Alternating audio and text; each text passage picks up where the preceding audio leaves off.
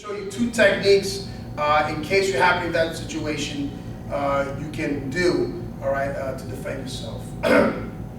Just keep in mind, there's many different ways a person can take you down. This is just one type of attack that they may give you, and this is one type of technique that you can use to defend yourself. All right, so Jim, all right, so what Mr. Kyle is going to do, usually when we get to fighting stance, your foot is going to be in front, I hope. All right, just so you guys know, guys, this is not a good fighting stance.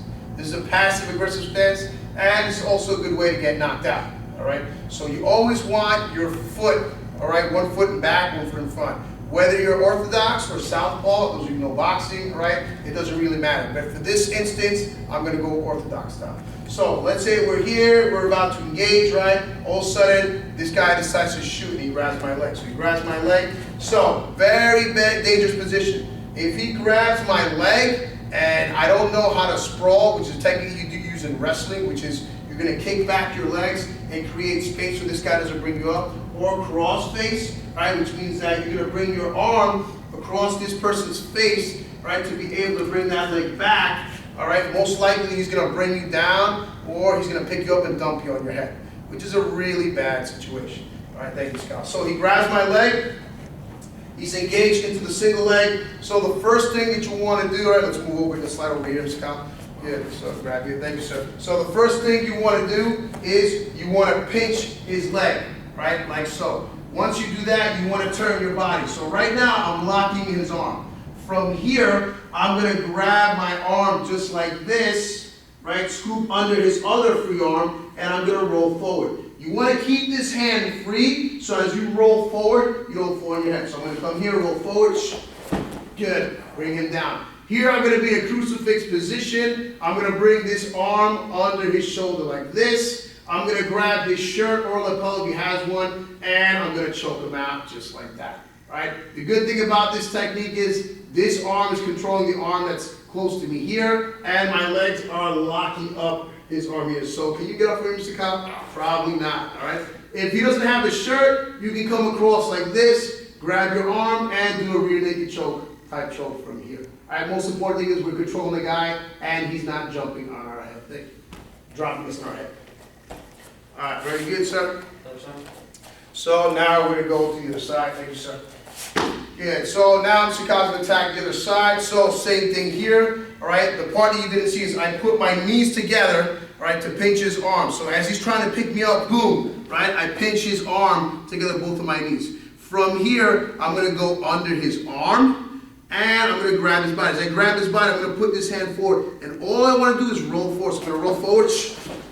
Yeah, bring him down here. Yeah, I lock this arm underneath here.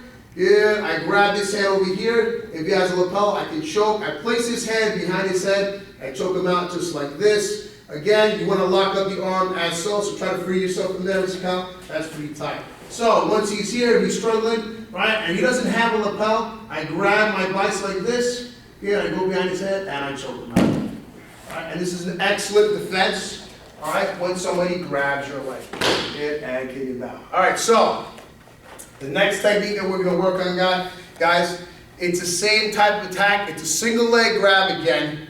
This time with something called an anaconda choke. So let's say he grabs a single leg. We're in fighting stance here.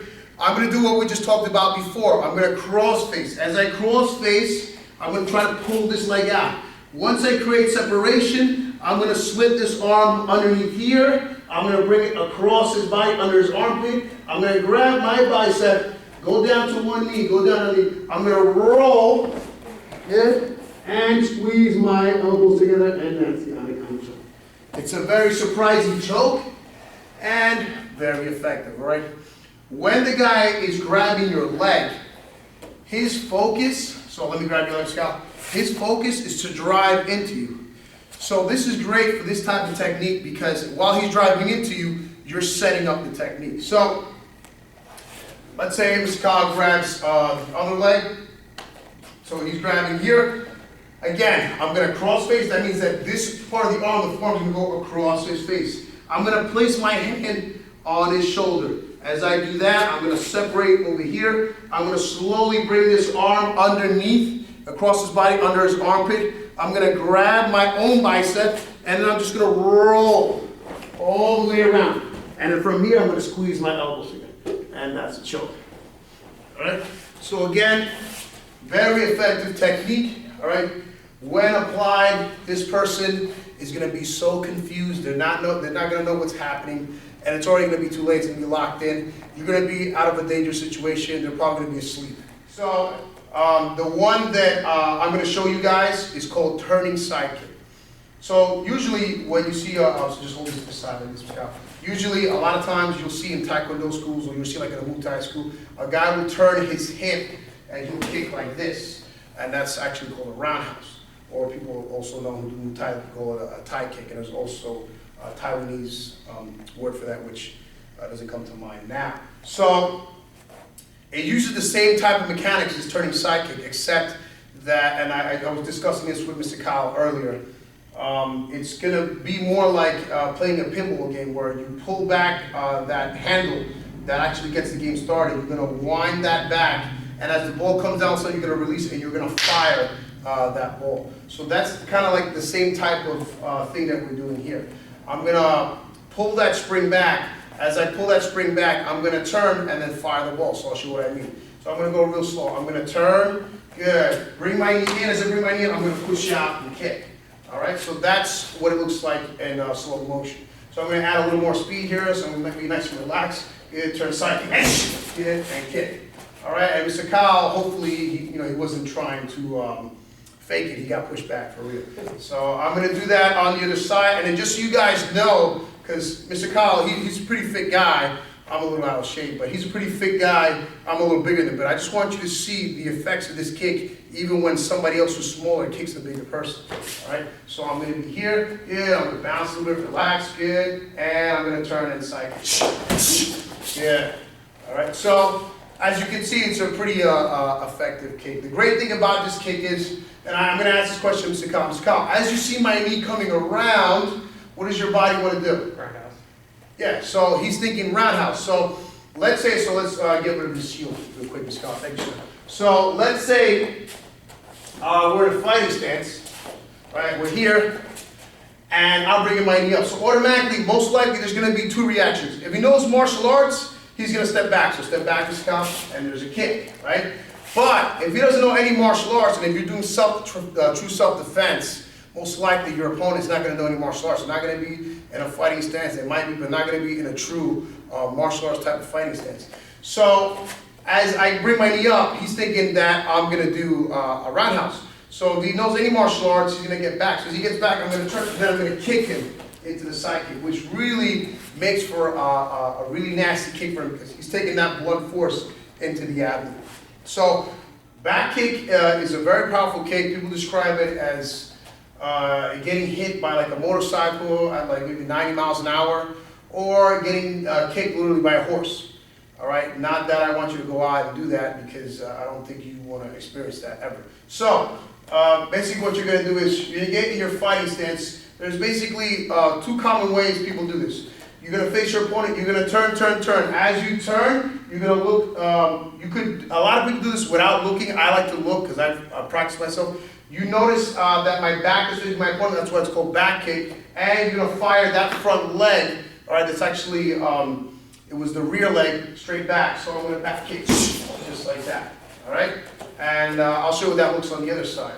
So here, I'm gonna try to do it without looking. I'm gonna turn, I give my back to my opponent, and I back kick, just like that, all right? So this is a very effective technique. Mr. Kyle, you wanna describe what that feels like for the public, just so they know?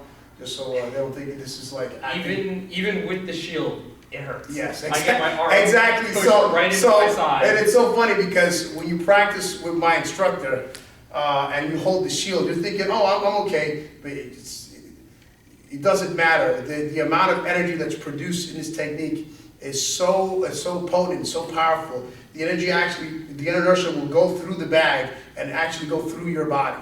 All right, that's how effective this technique is. All right, so I'm going to show you the two ways you can do this, right? So you're in an orthodox position. You don't want your feet to be tight roping. You want your feet a little bit separated, shoulder to shoulder here.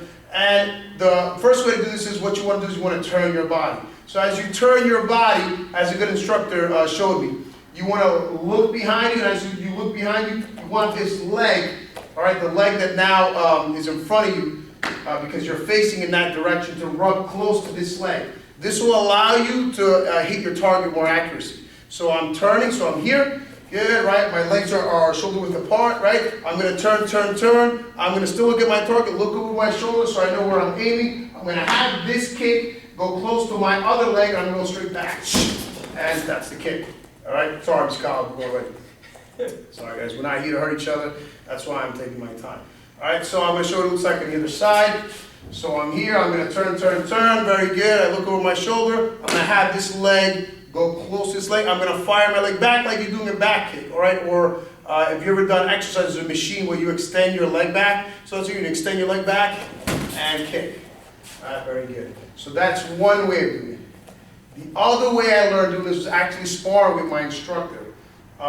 He would get in a bouncing position, so he would be bouncing, and what he would do is he would point his heels at the same time to me. So right away, I knew that was coming next, was back kick. So I would either get away or I'd go come off to the side, so I wouldn't get kicked. And he was smart because he wouldn't do that all the time. He'd be bouncing, all of a sudden he would just fake it like he was going to do it, right? So on the other side, he'd be like this, right? He might get low, and all of a sudden turn his heel, and it would look like he was going to fire the back kick, which is a pretty clever thing to do. So I've noticed that this actual fake that you can do to a person, you can actually use it to fire that back kick really fast. So what it's going to look like here is you're going to be here. I'm going to go slow at first. You're going to face your opponent, right? You're going to go on the balls of your feet. You're going to point both heels at your opponent. So you're going to pick yourself up a little bit and point both of your heels at your opponent. From here, all right, and I just like to look. I don't like to just not do the kick and not look. I'm going to look over my shoulder. As I look over my shoulder, I'm going to back kick. Just like that, all right? On this side, it looks like this. 1, 2, 3, 4. Just like that. So now I'm going to do it as natural as possible without hurting Mr. Kyle. Again, we're not here to hurt each other. And anybody who practices martial arts and is beating up on their students or beating up people who's brand new, that's not the way to practice martial arts. Okay, so if you're an instructor, you have a responsibility to take care of your uke, to take care of your student, and to take care of the people that you're showing these things to. All right, because you want them to have an experience where they want to come back and train. All right, so you have to crawl before you run, guys. All right, very good. So I'm here, right? I'm facing my target, right? So I'm gonna do the switch and then back. So back, just like that. Yeah. And it's going to be the last one. I'm going to go a little slower, guys. I know it was a bad shot. So I'm here, I'm switch, go around good, and back kick.